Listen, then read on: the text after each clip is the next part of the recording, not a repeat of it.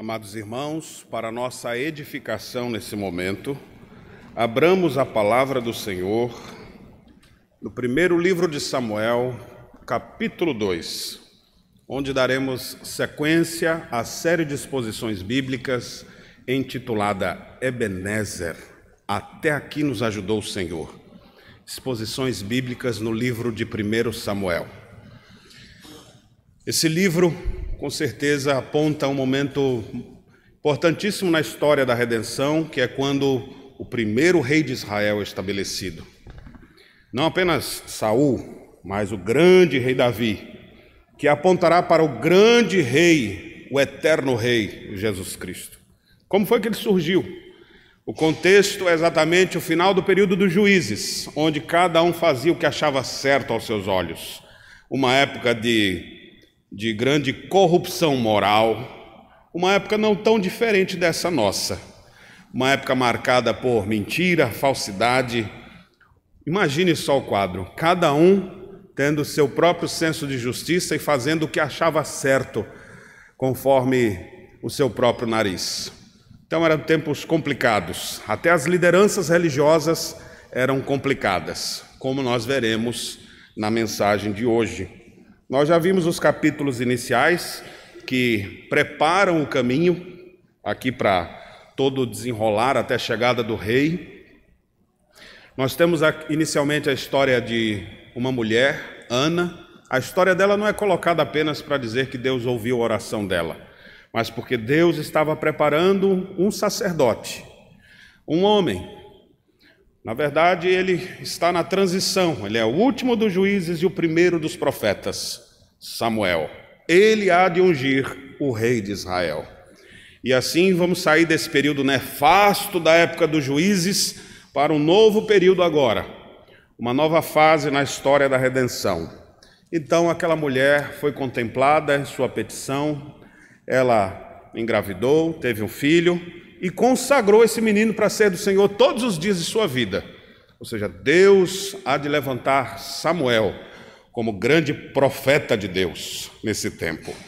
Nós temos no capítulo 2 o cântico de Ana, semelhante ao cântico de Maria, quando recebeu a visita dos seres angelicais, dizendo que ela seria a mãe do progenitor, a mãe do Messias. E que naquele momento, então, Ana engrandece a Deus, se regozija no Senhor e exulta. E nós aprendemos aqui sobre um hino ao Senhor.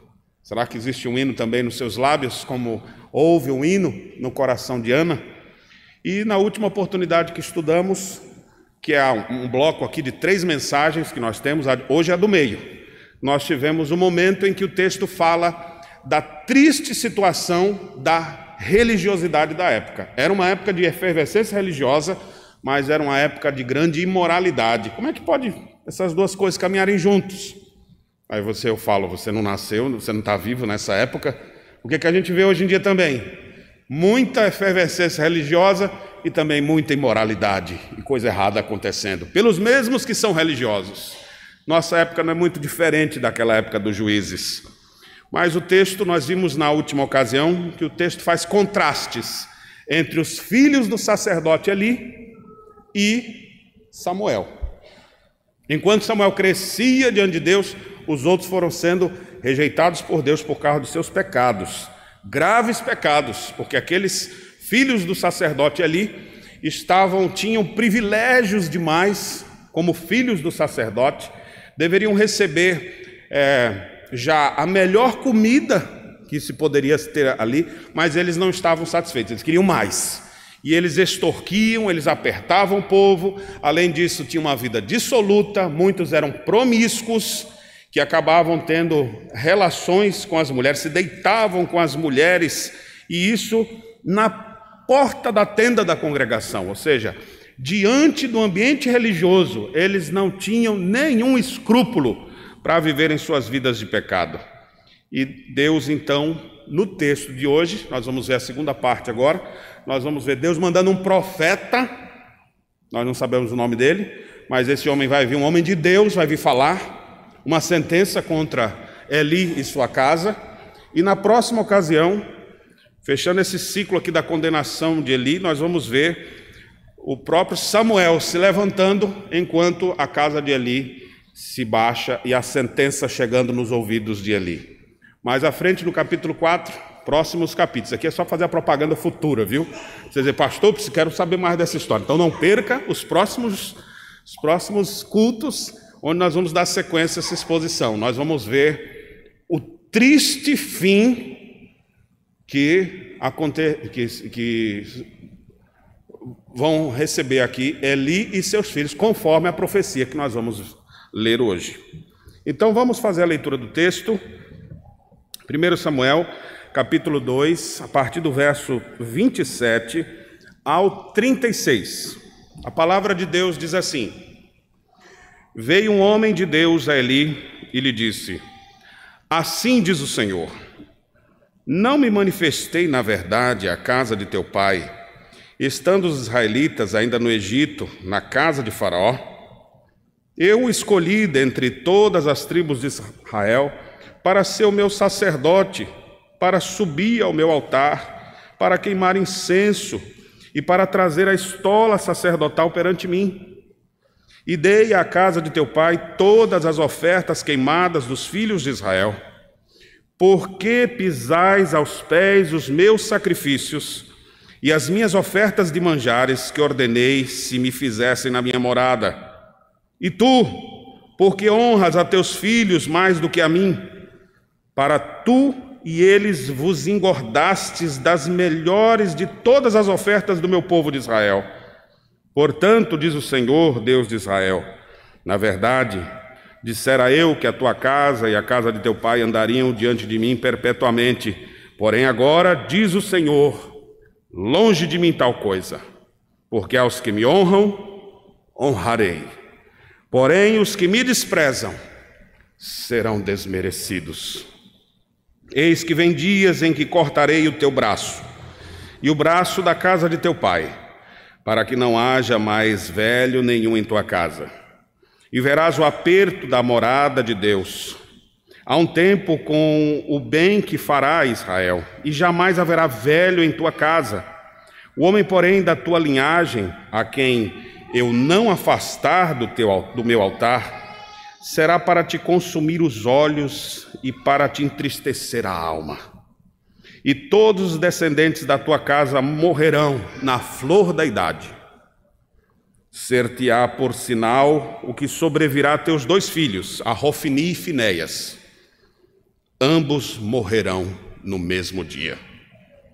Então suscitarei para mim um sacerdote fiel, que procederá segundo o que tenho no coração e na mente. Edificar-lhe-ei uma casa estável e andará ele diante do meu ungido para sempre. Será que todo aquele que restar da tua casa virá inclinar-se diante dele para obter uma moeda de prata e um bocado de pão e dirá: rogo-te que me admitas a algum dos cargos sacerdotais para ter um pedaço de pão que coma. Amém. 5 de novembro de 1849. Uma manhã tranquila em Salvador, na Bahia. Nascia um dos homens que seria conhecido depois como um dos maiores juristas, advogado, político, diplomata, escritor, filólogo, jornalista, tradutor e orador. Encerrou seus dias como senador federal. Ele atuou também no Ministério da Fazenda, como deputado, agiu em várias frentes. Talvez você não lembre dele, mas pelo menos de uma de suas frases mais conhecidas, Rui Barbosa disse: de tanto ver triunfar as nulidades, de tanto ver prosperar a desonra, de tanto ver crescer a injustiça, de tanto ver agigantarem-se os poderes nas mãos dos maus, o homem chega a desanimar-se da virtude, a rir-se da honra, a ter vergonha de ser honesto. Bem, ele falou isso há mais de um século e parece que ele estava vendo o cenário político do nosso país, o cenário das famílias da nossa vizinhança, o cenário até da igreja. e dos ambientes onde a gente participa. Porque aquele que procura fazer aquilo que é certo, muitas vezes é desprezado. E aqueles que mentem, praticam o erro, que são corruptos desde a sua essência, esses vão se perpetuando. O amargo é chamado de doce, e o doce de amargo. Ai dos que fazem isso, já disse o profeta Isaías, mas essa é uma das características da nossa época. Quem sabe você tenha o mesmo senso de indignação que existia no coração de Rui Barbosa quando falou dessa maneira. Parece que você vive num mundo onde não vale a pena ser fiel e ser correto. Meus irmãos, o texto que nós lemos nos fala de uma época assim, época de decadência moral. Não foi só nos dias de Rui Barbosa, não é apenas na nossa época, mas nessa época do texto de Samuel era assim também. Época complicada, época em que as pessoas viviam grande crise. Ao mesmo tempo o povo clamava, porque no meio da crise ninguém fica feliz com a situação, ninguém gosta de ver a injustiça prosperando, ninguém gosta de não ver as coisas se arrumando da melhor maneira. E o povo clamava, assim como Ana clamava para que Deus lhe abençoasse. E assim como Deus respondeu àquela mulher, lhe dando um filho, aquilo representava também o clamor do povo.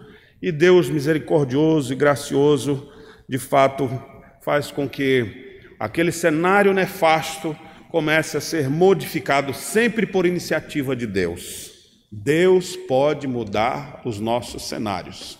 Para você que anda desanimado por ver as coisas não acontecendo como deveria, até mesmo na igreja, eu queria que você tivesse esperança no lugar certo. E essa esperança deve estar no bendito Filho de Deus. O texto que nós lemos nos fala de Deus tratando pecados graves que existiam naquela época. E os pecados atingiam diretamente a liderança religiosa daqueles dias. Eli era sacerdote. Era uma honraria das maiores possíveis. Deus havia estabelecido esse ofício quando o povo, saindo do Egito, caminha agora para a terra prometida. Deus mandou construir o tabernáculo no deserto e estabeleceu ali todas as coisas, como deveria ser oficiado o culto a Deus, como eles deveriam fazer as ofertas e quem seria o responsável por isso. Então uma tribo foi selecionada entre as 12 tribos, exatamente a tribo de Levi. E a razão foi muito clara. Porque quando Moisés subiu para receber as tábuas da lei, e o povo se perverteu ali fazendo bezerro de ouro, adorando e se corrompendo, quando Moisés desceu irado, ele então conclama para que os infiéis que estavam se rebelando contra Deus pudessem ser destruídos. Quem vai ter coragem de destruir os infiéis? Aí todo mundo, como é que eu vou fazer um negócio desse? É meu irmão? É da outra tribo, mas é aqui. Os únicos que honraram mais a Deus do que a sua própria parentela foi a tribo de Levi. E por causa dessa determinação, Deus botou eles para cuidarem daquilo que Deus considera tão importante, o culto solene ao Senhor, o culto a Deus, que precisa ser dirigido, conduzido por homens que amem mais a Deus do que aos outros homens, que estejam dispostos a não barganhar, porque vão surgir situações para tentar desviar o modelo de culto de adoração a Deus. Então Deus botou a tribo de Levi para isso. Dentro dessa tribo tinha aqueles que carregavam as coisas, tinham aqueles que armavam as tendas, tinham aqueles que oficiavam. E a família de Arão, vai ser da família de Arão que vão surgir os sacerdotes e o sumo sacerdote. Quem é Eli? É dessa linhagem mais especial.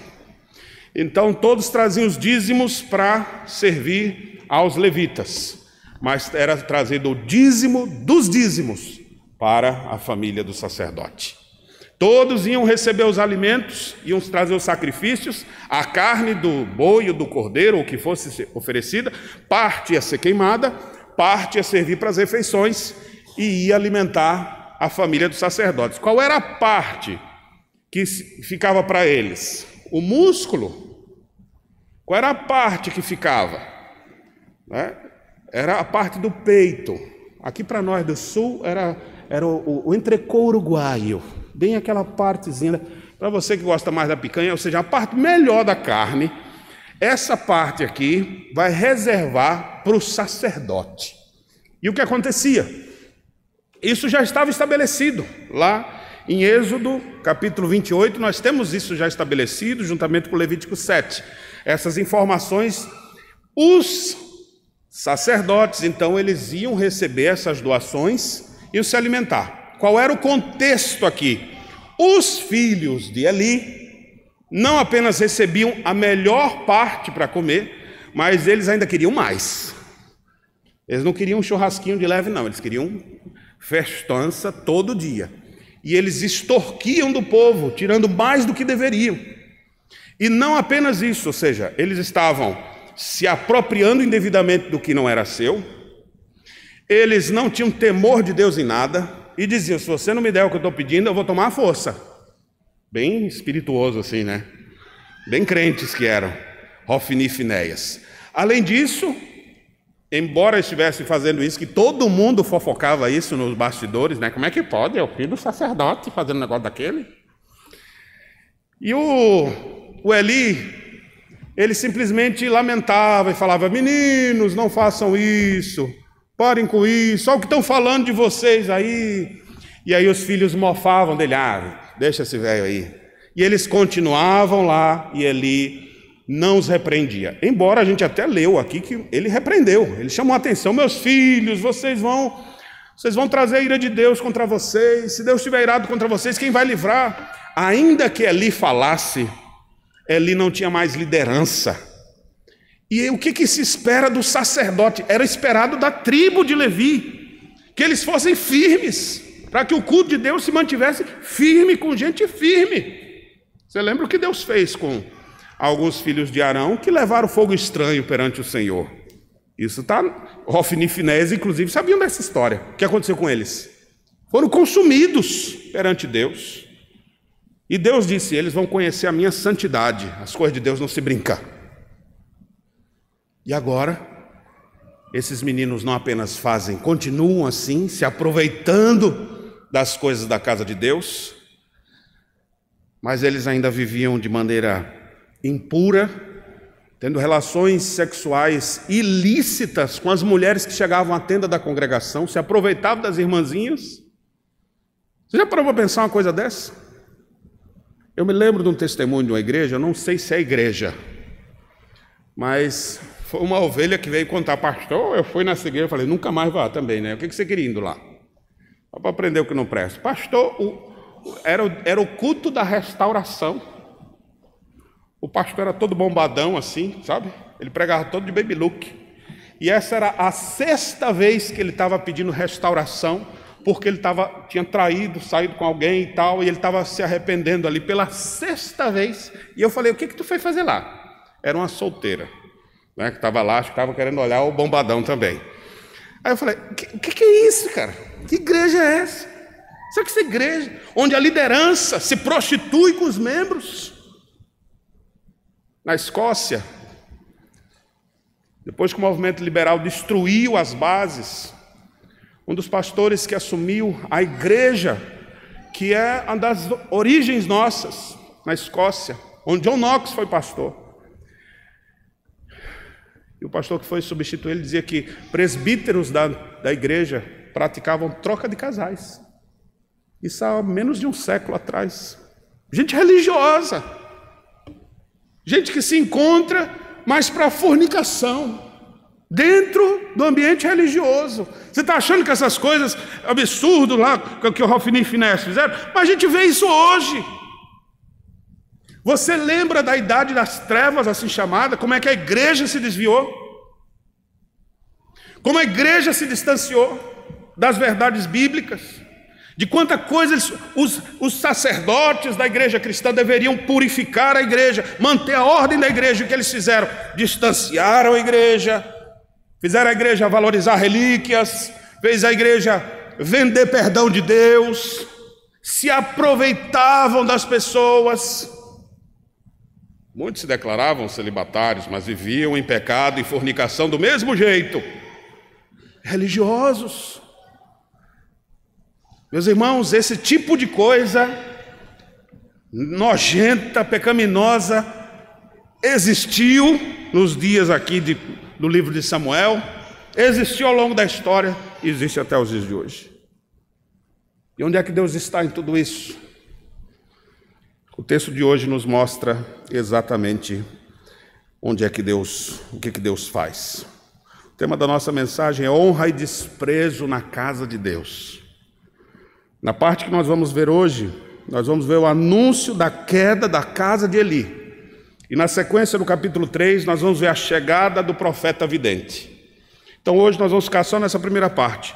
O anúncio da queda da casa de Eli. Vem um profeta para mostrar que Deus exerce juízo e que Ele não deixará as coisas dele serem feitas de qualquer maneira. E nós precisamos, como filhos da aliança, aprender a valorizar o que Deus valoriza, amar o que Deus ama, honrar o que Deus honra, ter nojo do que Deus detesta, desprezar o que Deus detesta, nos enquadrar naquilo que Ele prescreve em sua palavra, ao invés de dizer, Deus estava muito assim, eu acho que não precisa tanto. Isso faz parte de períodos tristes como esse, de gente que faz o que acha certo aos seus olhos, mas gente que quer honrar a Deus, vai procurar as coisas de Deus. Honrar o que Deus honra e desprezar o que Deus despreza. O texto, o ponto principal do nosso texto aqui que nós vamos ver, é exatamente o verso 30, quando o Senhor declara isso: aos que me honram, honrarei, mas os que me desprezam, esses serão desmerecidos. E nós vamos ver o que isso significa. Vamos por partes então, irmãos. O texto é pesado, viu? Fala de rejeição, de gente crente. Eu não acho que o Eli era ímpio. Eu acho que ele era crente. Mas ele perdeu as rédeas. Eu acho que ele não começou assim, mas ele terminou mal. Pode ser o seu caso. Você começou bem. Será que você vai terminar bem? Se você não perseverar, se você não se cuidar, não vai. A nossa tendência é ir piorando.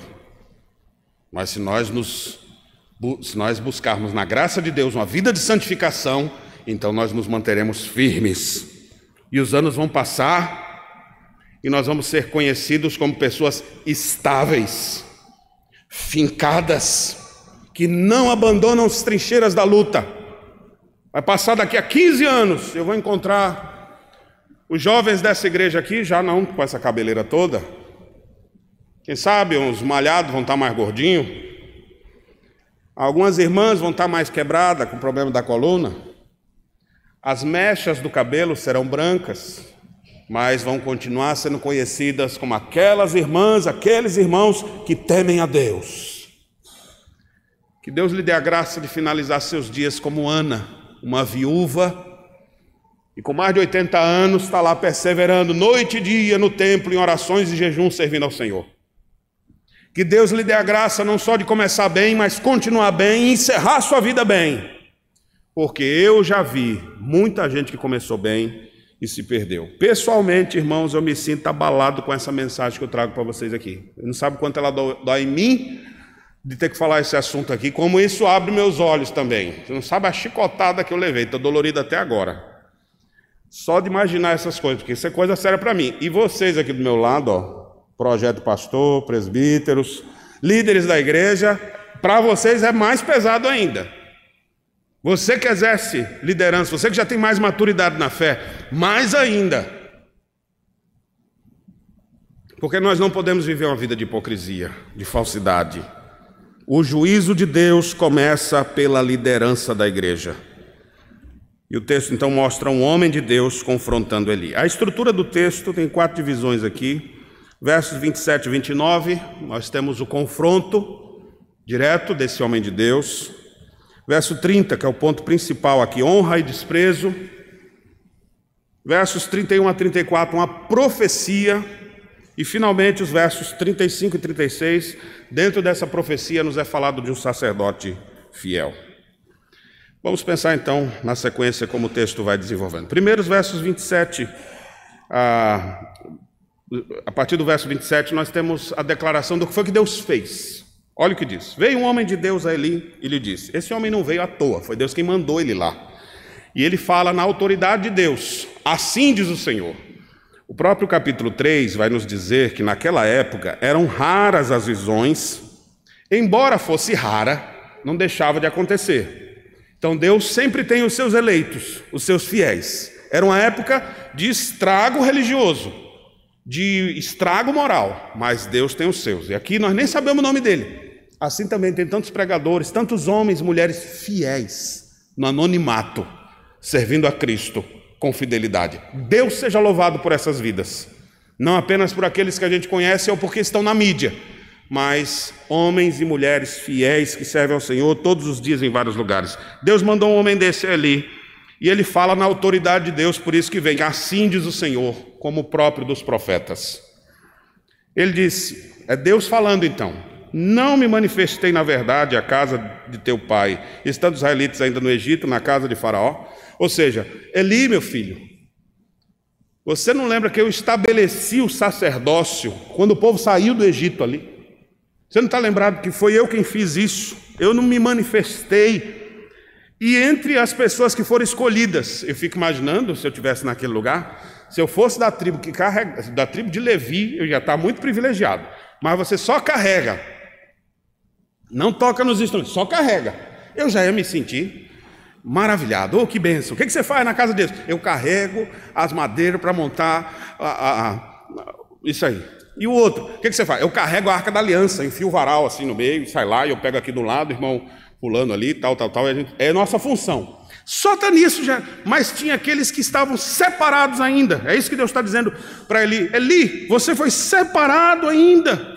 Eu o escolhi, verso 28, dentre as tribos de Israel, para ser o meu sacerdote. Ou seja, você vai ser aquele que vai me representar perante o povo. E o sacerdócio aqui é lembrado no verso 28 de 3 coisas que o caracterizavam. Primeiro, para subir ao meu altar, ou seja, era o sacerdote que levava a oferta perante o altar. Não era qualquer um que podia fazer isso. Então ele era aquele que deveria apresentar essas ofertas. Segundo, para queimar o incenso, mostrando a função de intercessão desse sacerdote que intercedia pelo povo. E para trazer a estola sacerdotal perante mim. Na estola sacerdotal, imagine que vinha aquelas 12 pedras, representando as 12 tribos de Israel, lembrando ao povo, diante de Deus, Deus é o teu povo, colocando tudo isso. Ele diz, eu te coloquei nessa função, e dei à casa de teu pai todas as ofertas queimadas dos filhos de Israel. Ou seja, o melhor das ofertas vai para quem? Eu já com esse sermão na mente, hoje quando eu voltava de uma diligência do nosso presbitério, e a gente estava almoçando, e o rapaz me ofereceu uma carninha com gordura. Ele falou, o senhor quer com gordura ou sem? Aí eu falei, dê com gordura, porque a gordura, diz a Bíblia, é a melhor parte. Os cardiologistas não vão concordar, né? Mas quem come churrasco sabe que a melhor carne é a carne com gordura. Ela não é, gente? E aí ele está dizendo, eu dei para vocês a carne com gordura. Eu não dei para vocês o tendão do boi, não. Eu não dei para vocês, ó, vamos fazer um ensopado aqui com as orelhas do bode.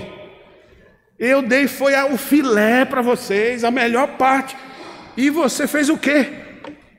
Então os versos 27 a 28, nós temos aqui Deus dizendo o que Ele fez com esse povo. Eu te dei isso.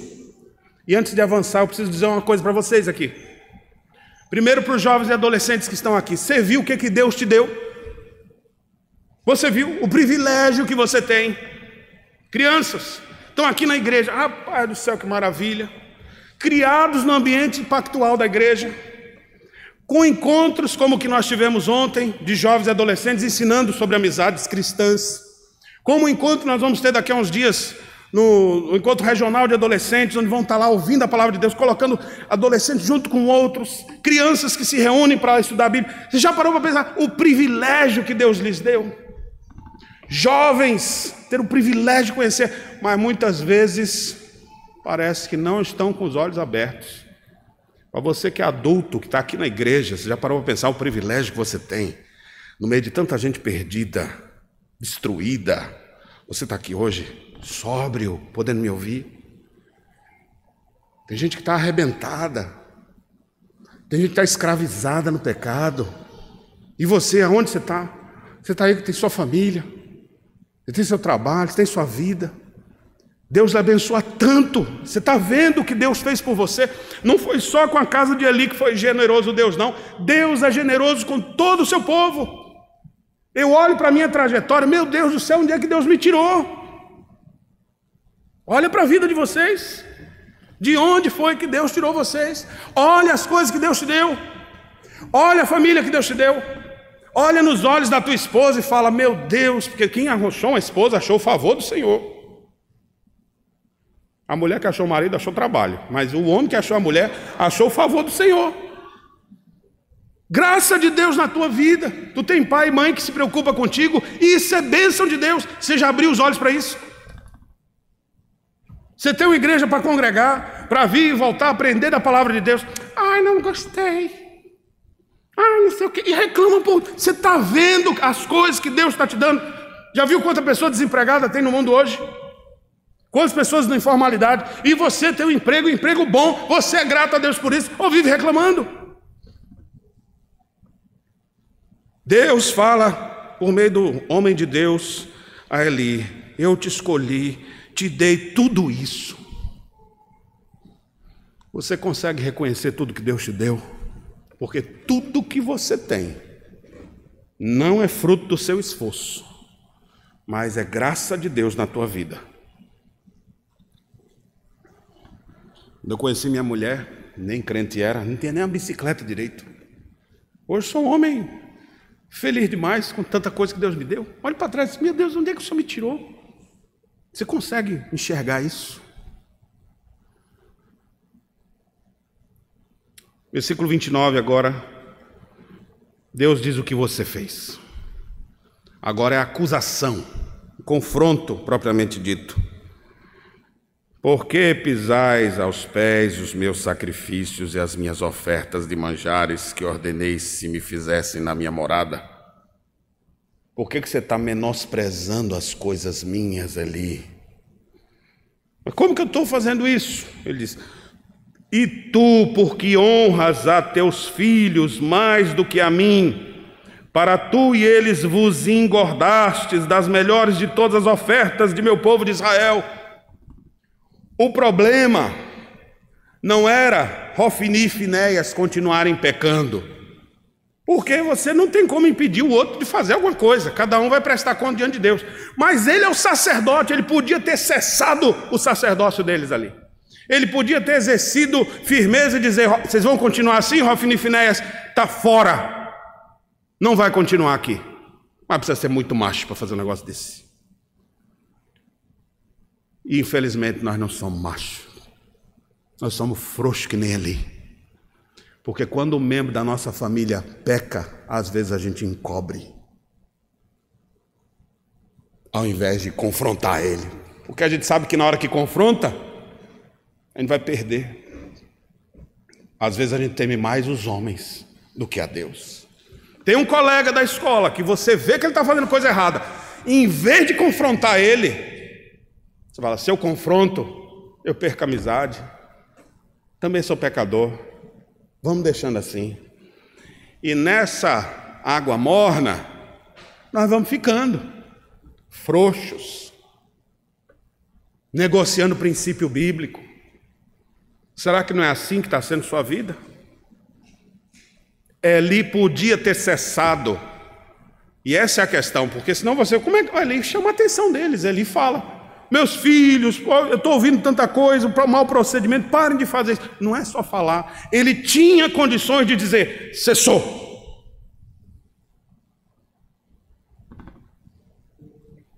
Mas ele não fez. Esse é o grande problema denunciado aqui nele. E o juízo de Deus vai surgir. Você fez errado. Você não teve firmeza suficiente. Irmãos, que época triste essa nossa, que nos falta firmeza. Você que é pai, seja firme com seus filhos, viu? Senão eles vão bater na sua cara. Vão bater não, já estão batendo, né? Porque os pais não botam mais limite nenhum nos filhos. Eu não sei o que fazer com meu anjinho. Anjinho, esse encapetado, esse guri?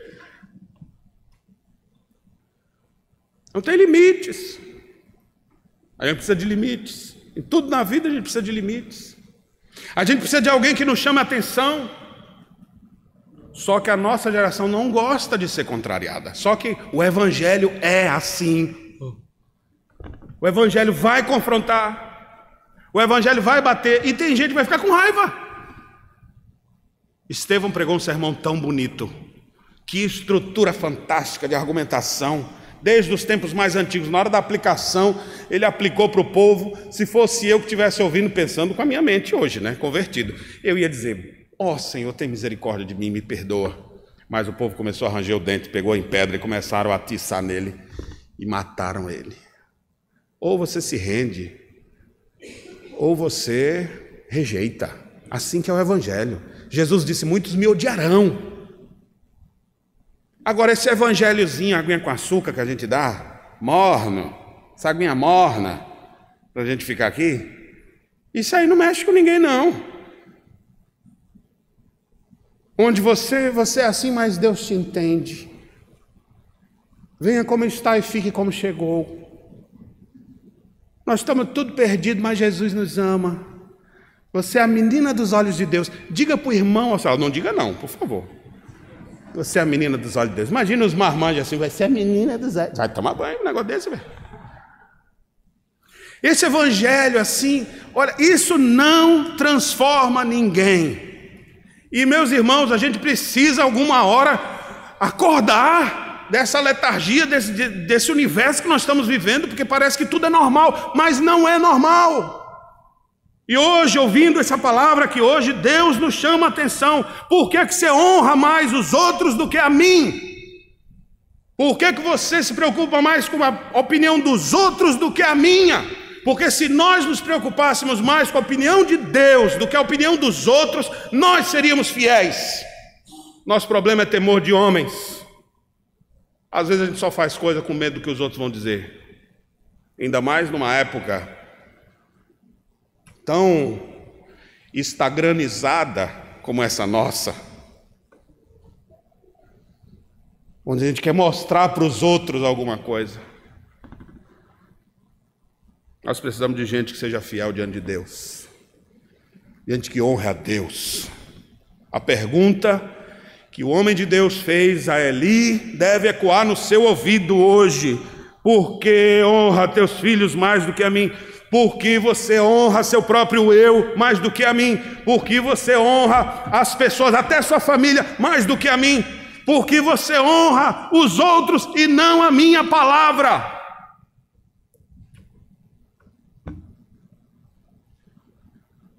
Ele honrava mais os outros. Condene ele não. Você não é muito diferente dele. Peça a misericórdia de Deus. Versículo 30, agora Deus diz o que ele vai fazer. E aqui é o ponto pesado. Depois ele destrincha por meio de uma profecia. Mas olha o que ele diz no verso 30. Portanto, diz o Senhor, Deus de Israel. Observe que o profeta sempre fala com essa solenidade. Esse assim diz o Senhor, assim diz o Deus de Israel, mostrando a solenidade daquilo que vai ser dito. Eles, na verdade, dissera eu que a tua casa e a casa de teu pai andariam diante de mim perpetuamente. Deus falou isso. Mas olha o que Deus diz agora. Porém, agora diz o Senhor, longe de mim tal coisa. Literalmente o texto hebraico, como dissesse, é quase fosse como um nhão assim. Isso que eu juro. Longe de mim. É uma interjeição, a expressão aqui que é traduzida como longe de mim. É como se dissesse assim: ó, maldito, isso aqui, Deus me livre. Eu disse que ia ficar com você, Deus me livre. É isso que Deus está dizendo. Deus está tão irado com a situação que ele diz: eu disse que ia ficar com você, perpetuamente. Se me servir, não está me servindo, então Deus me livre. É como se ele dissesse isso. E aí ele declara: longe de mim tal coisa, porque os que me honram, honrarei. O verbo hebraico aqui traduzido como honrar, vem numa qualidade de ação chamada piel, a ideia de intensidade. Pode ser traduzido como honram ou como ser pesado. Aqueles que me honram com força, aqueles que me honram com peso, aqueles que me honram de todo o coração. Esses que me honram assim pesado, aí o outro verbo, honrarei, também na mesma força. Deus também diz: me honrou, eu vou honrar com força, eu vou honrar pesado, eu vou honrar de forma forte sobre essa pessoa. Mas os que me desprezam não é a mesma qualidade de ação. Os que me desprezam, esses serão desmerecidos. É a tradução para a palavra hebraica aqui, que pode ser traduzida como diminuídos, ou a maioria das vezes a palavra é traduzida como amaldiçoados. E de fato, o que nós vamos ver do verso 31 em diante é a maldição. Aos que me honram, é como Deus dissesse: me honrou, vou lhe abençoar com toda sorte de bênçãos. Me desprezou, vai receber a maldição que merecem teus pecados. Vocês estão vendo onde é que está o ponto aqui? Por isso que esse verso 30 é tão importante para nós. É o pêndulo que cai para um lado ou para o outro. Honra as coisas que Deus honra, vai ser honrado. Despreza as coisas de Deus, será amaldiçoado. Aos que me honram, honrarei, mas os que me desprezam serão desmerecidos. Você tem essa noção? Nós perdemos essa noção, até mesmo porque honra é uma coisa deixada de lado, né? Por que você vai fazer isso? Não, uma questão de honra. Isso no máximo parece como título de filme, de Segunda Guerra Mundial, ainda por cima, porque não é nem coisa recente. Por que você quer passar naquela prova? Quero honrar minha mãe. Por que você quer se casar no altar do Senhor, bonito assim? Eu quero honrar meus pais. Por que você continua casado, mesmo com esses conflitos que você tem? Eu quero honrar o compromisso que eu fiz. Por que você continua lá na igreja? Porque eu quero honrar a minha palavra. Mas todo mundo foi embora, por que você continua? Eu tenho uma honra. Vocês costumam ouvir isso? Fala sério. A palavra honra precisa ser colocada numa redoma, em exposição às que acharem por aí ainda, porque está entrando em extinção. Bem como outras palavras que caminham junto com honra: lealdade, fidelidade. São coisas que já não existem mais. A palavra de Deus coloca essas coisas sempre tão claras. Nós lemos o Salmo 15 aqui. O que a gente faz com os que temem ao Senhor? Bem, aquele homem que não vai ser abalado, segundo o Salmo 15, diz assim: ele honra aos que temem ao Senhor.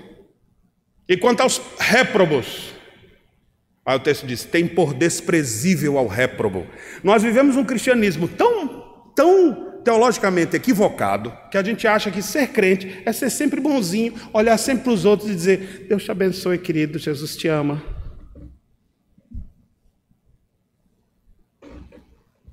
O homem que teme ao Senhor tem por desprezível ao réprobo. Aquela atitude é reprovável. Às vezes a gente sabe nem o que é réprobo, né? Pastor, o que é réprobo? É que reprovou na prova do Enem? O réprobo é exatamente aquele que vive em rebelião contra Deus, em desobediência à lei de Deus. Esses que desandam a boca contra Deus, o que a gente faz? A gente, às vezes, é na sua família. Às vezes é no seu trabalho que você vê essas pessoas. Aí você... o que tem? Aí eles zombam da sua fé e você... porque eu sou crente, eu não falo nada. Não, rapaz, você tinha que ter por desprezível. Agora, quando tem um crente fiel que honra a Deus e faz as coisas certas, e o povo ri dele, você vai rir junto. Você devia honrar. Você devia colar junto com ele. Dizer: irmão, você não está sozinho não, concordo contigo. Já são dois. Quer vir? Dois ali.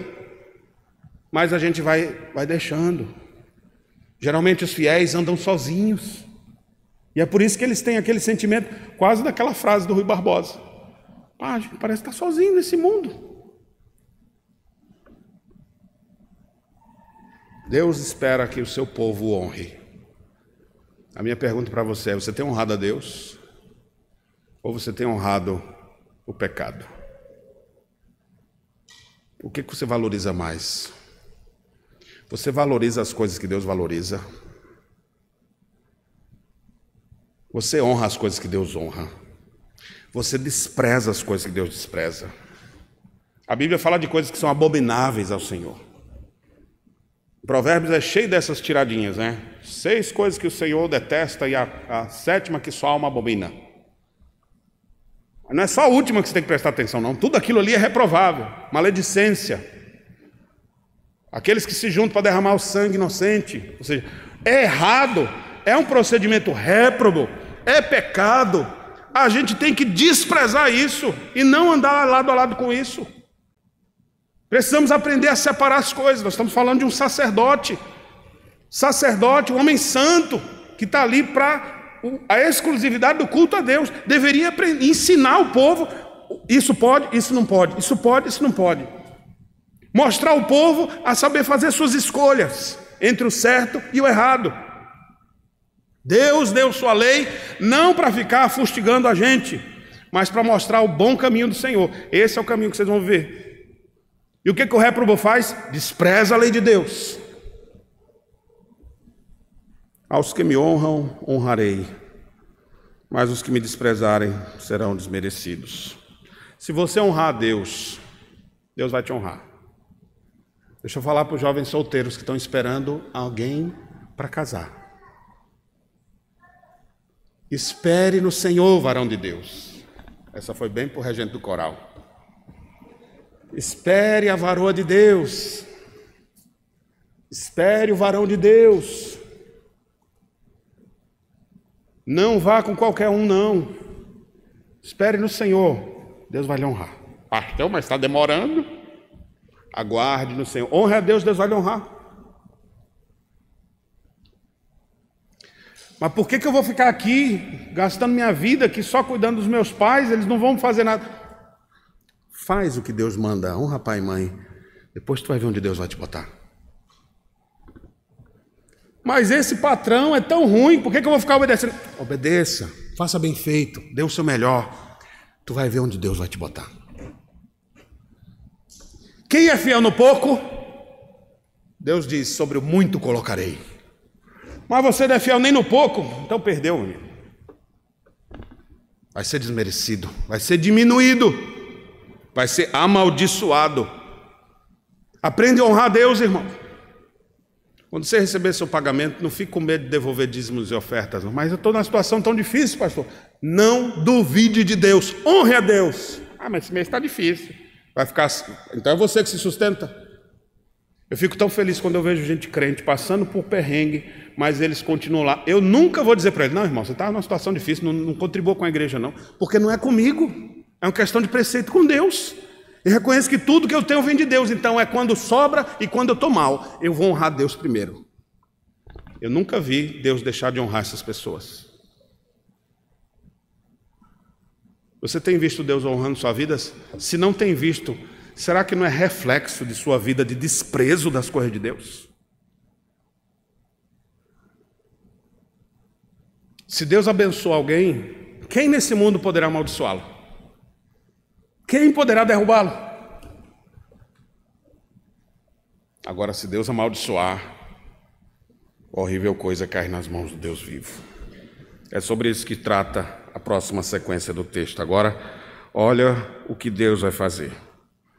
Os versos 31 a 33, primeiramente, ele mostra o enfraquecimento que haveria na família de Eli. Ele diz: eis que vem dias que cortarei o teu braço e o braço da casa do pai. Não é cortar o braço literalmente, viu, gente? A ideia aqui é das descendências, a família dele, a quem ia dar o sacerdócio, sempre a vida ali. E ele vai dizendo: vai cessar isso, sua família vai se enfraquecer. Vocês que tiveram o grande privilégio de ser o sacerdote, a família mais importante aqui, não souberam honrar isso, então, vou cortar esse teu braço. para que não haja mais velho nenhum em tua casa. Eu sei que na nossa cultura a gente considera o velho, ei, já ficou velho. Por que você quer trocar uma roupa nova? Porque essa está velha. Mas o velho, o ancião, é uma coroa. Existem até outras culturas que sabem valorizar isso mais do que a nossa. O ancião, a própria Bíblia diz, devemos ficar em pé diante dos anciãos. Devemos respeitar o ancião. Ele está falando, em algumas culturas os filhos nem olham para o ancião. Sim, senhor. Né? Com medo até de olhar. A Bíblia diz que é para a gente honrar as cãs. Pois bem, agora ele está dizendo, não vai ter mais velho, não. Essa expressão aparece 2 vezes, no final do 31 e no final do 32. Verás o aperto da morada de Deus, há um tempo com o bem que fará Israel, e jamais haverá velho em tua casa. 2 vezes a mesma expressão. Não haja velho nenhum em tua casa depois, e jamais haverá velho em tua casa.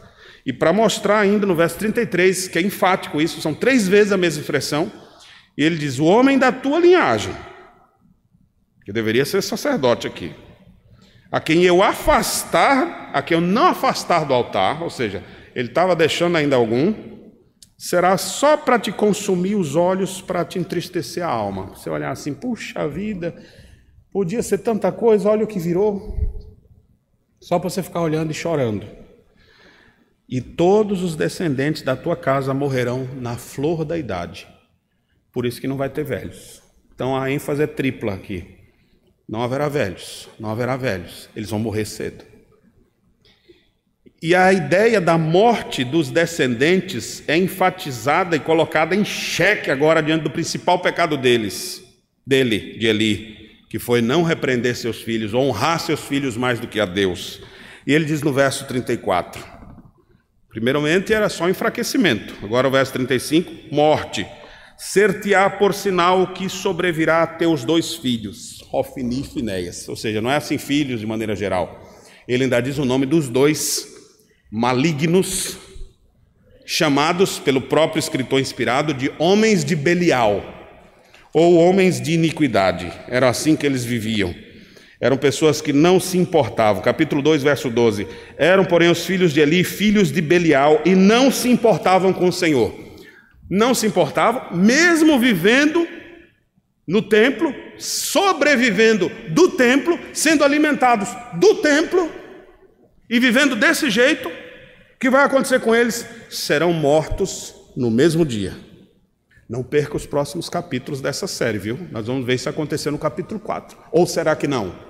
Será que eles sobreviverão à ira divina? Será que Deus agirá com misericórdia com eles e lhes dará uma nova chance? Não perca. Mas aqui ele anuncia que isso vai acontecer. Serão mortos. Então observe, eu vou pular o verso 35, provisoriamente, e vou para o 36. Aí é que você vê aqui a miséria que a família de Eli ia, ou seja, a família vai minguando, a descendência vai morrendo, não vai ter velho, ou seja, vai se acabando, seus próprios filhos vão ser mortos, e será que todo aquele que restar da tua casa, se sobrar alguém, virá inclinar-se diante dele, do sacerdote fiel, eu vou falar já sobre ele, para obter uma moeda de prata e um bocado de pão, ou seja, aquele que comia do melhor do churrasco, agora vai ficar lá implorando um bocado de pão e dizer, rogo-te que me admitas a algum dos cargos sacerdotais para eu ter pelo menos um pedaço de pão para comer. Ou seja, vocês estão vendo que o desmerecido aqui, traduzido, é melhor traduzido como amaldiçoado. É uma maldição mesmo que está sendo trazida sobre a casa de Eli. Por quê? Por causa da sua rejeição às coisas de Deus. Eli devia honrar as coisas de Deus, mas ele não honrou. Desprezou as coisas de Deus, foi amaldiçoado. Com o enfraquecimento da família, com a morte dos seus filhos sendo pré-anunciada, e agora com a miséria em que os sobreviventes estariam.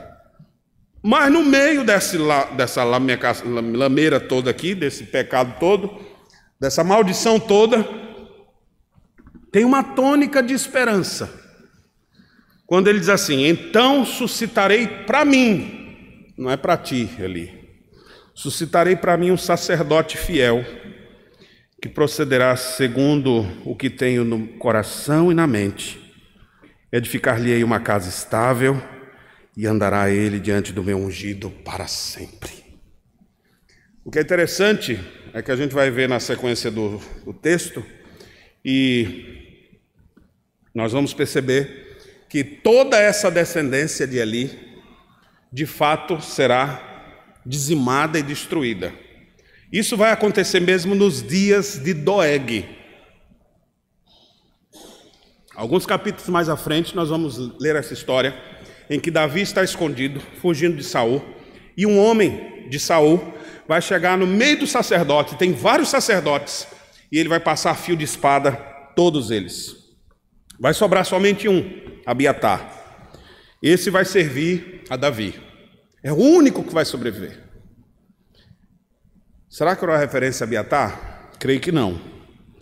Porque depois do reinado de Davi, antes de Salomão assumir o trono, um outro filho quis usurpar o trono, Adonias. E o Abiatar vai apoiar o usurpador do trono no lugar de Salomão.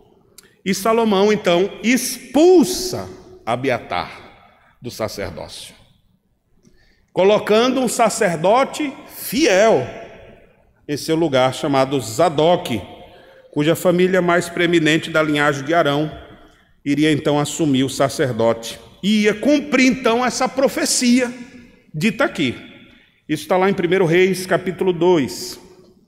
Acompanhe a leitura que farei em 1 Reis, capítulo 2, versos 26 e 27. Diz assim: E Abiatar, o sacerdote, a Abiatar, o sacerdote, disse o rei aqui é Salomão falando: Vai para Natote, para teus campos, porque é homem digno de morte.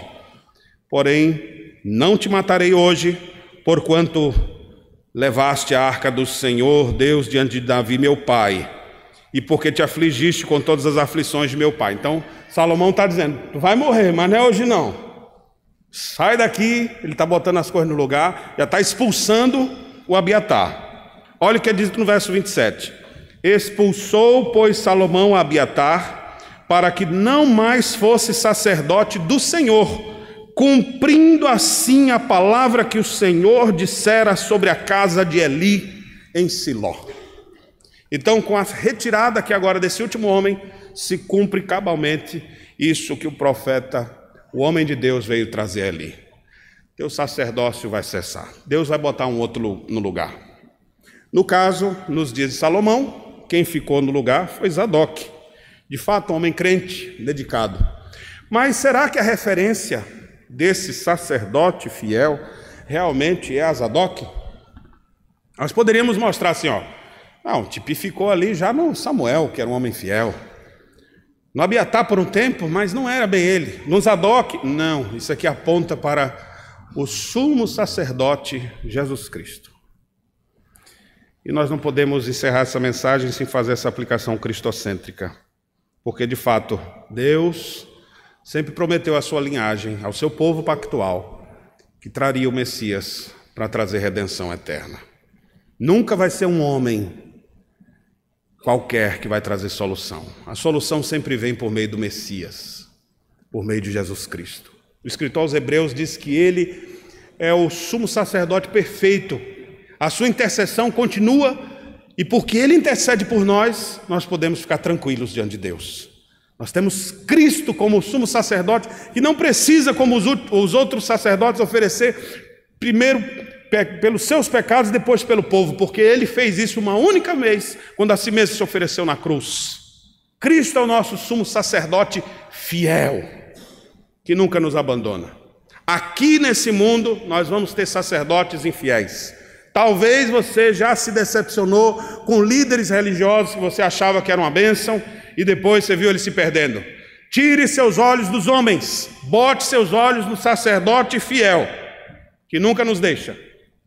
Em tempos onde há corrupção em cenário político ou religioso, em tempos onde você vê erros por todos os lados, bote seus olhos em Cristo, onde não há variação de mudança, onde você vê lá, ele firme e forte, e sempre regendo todas as coisas. Ele é o Rei do Universo.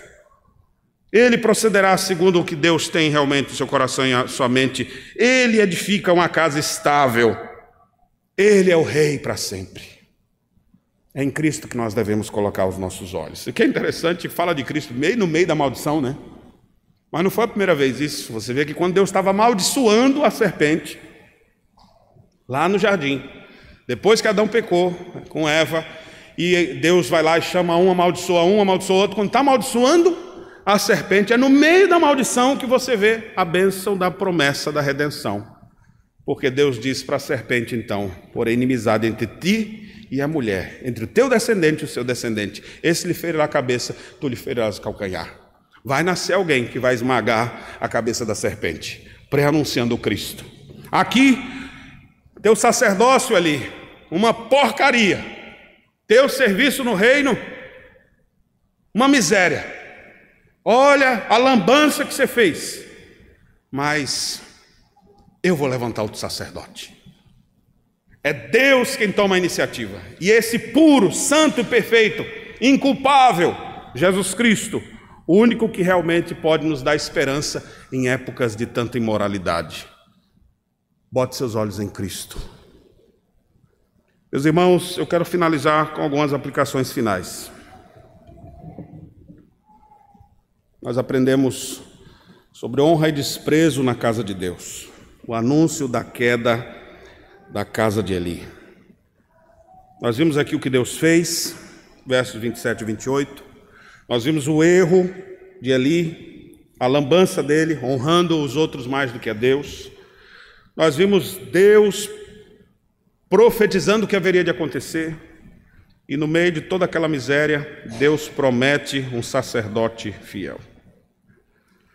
Eu gostaria que você pudesse guardar algumas lições para a sua vida, para a sua semana, para o seu cotidiano, além das que você já tirou até aqui. Para você que é crente no Senhor Jesus, aprenda a honrar a Deus pesado. Aprenda a honrar a Deus mais do que qualquer outra coisa, senão você vai ser destruído. Não dê motivos para os outros falarem de você. Honre a Deus. Não dê motivos de viver uma vida dissoluta.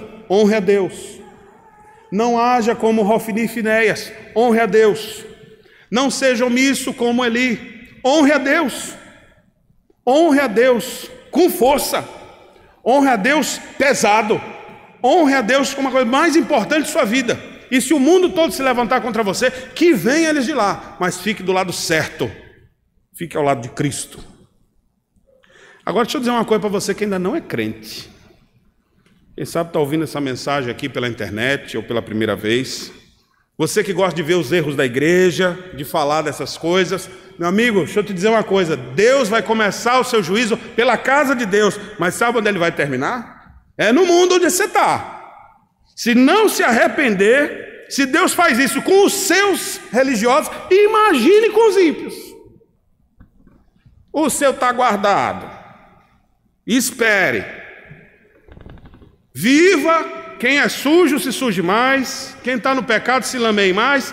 No dia do juízo não haverá mais nada que se possa fazer, senão certa expectativa horrível de fogo devorador prestes a consumir. Vai ter toda a eternidade queimando no fogo do inferno por causa de sua vida de rebeldia e de desprezo das coisas de Deus. Inferno aos que desobedecem a Deus.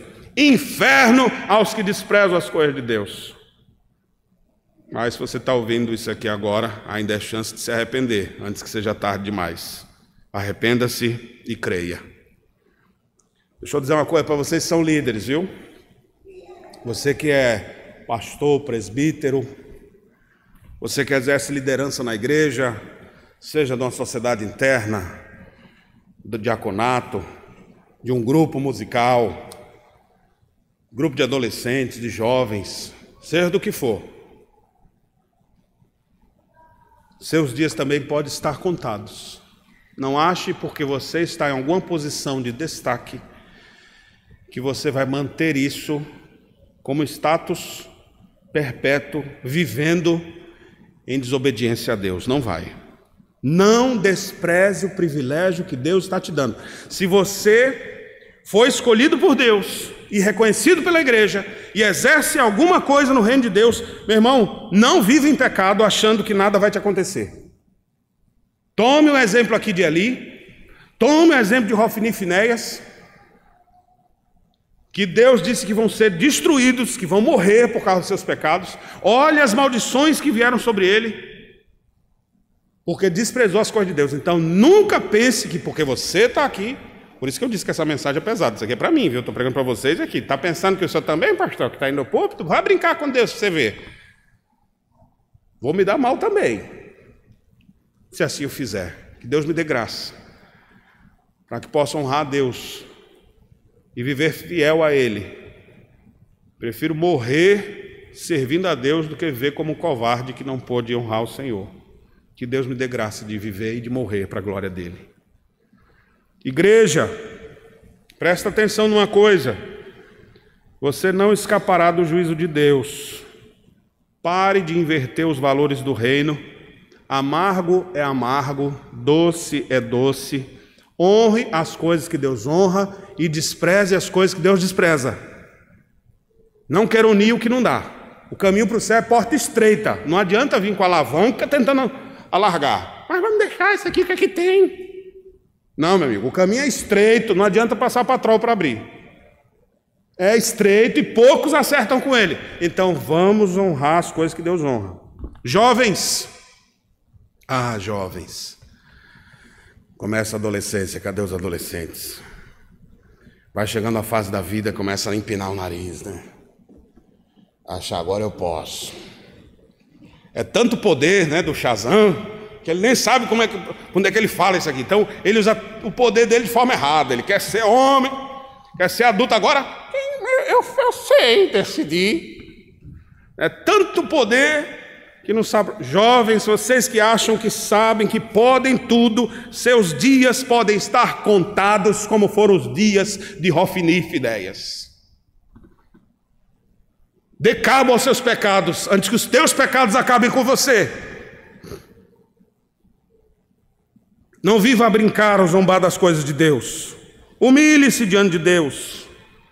Muitos jovens petulantes, vivendo suas vidas rebeldes, pecando e dizendo o que é que tem. Pecando e contando seus feitos, o que é que tem de mais? Um dia poderão ter o triste fim de Hofni e Finéias. Não façam isso, jovens. Hajam como João escreveu, dizendo: jovens, eu vos escrevi porque sois fortes. A palavra de Deus permanece em vós, tendes vencido o mal. E a palavra permanece, ou seja, honra as coisas que Deus honra. A Bíblia diz que não pode, então não quero. Sexo antes do casamento é pecado? Não quero. Embriaguez é pecado? Não quero. Droga é errado? Não quero. Desonrar os mais velhos é pecado? Não quero.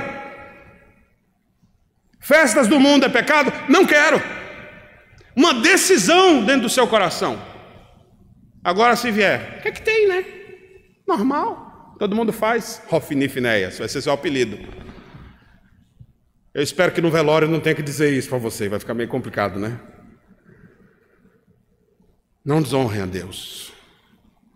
Jovens, sejam fortes, honrem a Deus. Como é bom quando a gente encontra jovens, adolescentes que honram a Deus, que amam a Deus mais do que qualquer outra coisa. Uma mensagem para esse mundo, para essa sociedade aparentemente sem pecado. Se Deus faz isso com seus religiosos, imagine o que Ele não vai fazer com esse mundo. Sodoma e Gomorra, que foram consumidos daquele jeito, não tiveram a metade das oportunidades que as pessoas desse mundo estão tendo de se arrepender. E haverá muito maior juízo sobre essa geração do que sobre aquelas outras que foram totalmente destruídas. Eu finalizo, irmãos, apontando o único caminho para nós que o texto nos mostra. Hoje nós falamos sobre honra e desprezo na casa de Deus. E essas duas coisas caem sobre Cristo. Deus honra a Cristo. E nós devemos honrar a Cristo. Mas se você já desprezou a Deus, saiba que Cristo, quando se ofereceu em nosso lugar, Ele foi desprezado. E dele não fizemos caso. Todo o desprezo do pecado caiu sobre Cristo. Para quê? Para que nós não precisássemos ser destruídos ou amaldiçoados. Ele foi amaldiçoado em nosso lugar. Ele foi pendurado no madeiro. Mas esse que foi o mais humilhado, Deus o honrou mais do que todos, colocando ele acima de todo nome, para que ao nome de Jesus se dobre todo o joelho no céu, na terra e debaixo da terra, e toda a língua confesse que Jesus Cristo é o Senhor, para a glória de Deus Pai. Ele é o nosso sumo sacerdote, Ele intercede por nós, Ele é o único que pode dar cabo dos nossos pecados, é Ele que nos convida a uma vida de honra. Então que a partir de hoje você possa pedir a Deus: Senhor, faz de mim um homem que te honra, honra com peso, honra de verdade. Que Deus nos abençoe. Amém.